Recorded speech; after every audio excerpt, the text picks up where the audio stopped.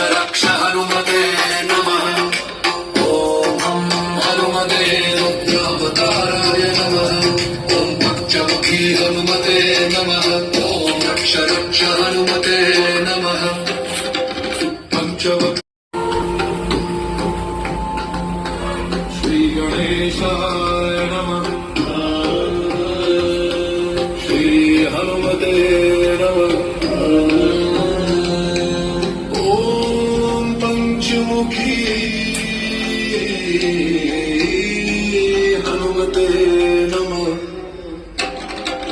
पंचवक्त्रं महाभीमन् त्रिनेत्रं च महाबलम् कवचं मे हनुमत् स्थापयतु। रामभक्ताय रामदूताय हनुमते नमः। सर्वशत्रुनिवारणाय कवचं पठेत्। रक्षां कुरु महाबाहो त्राहि त्राहि नमोऽस्तु ते। ॐ हनुमते नमः। ॐ हनुमते नमः।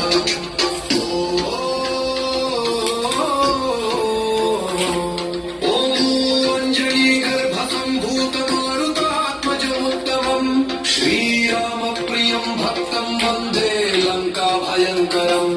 पंचमुखं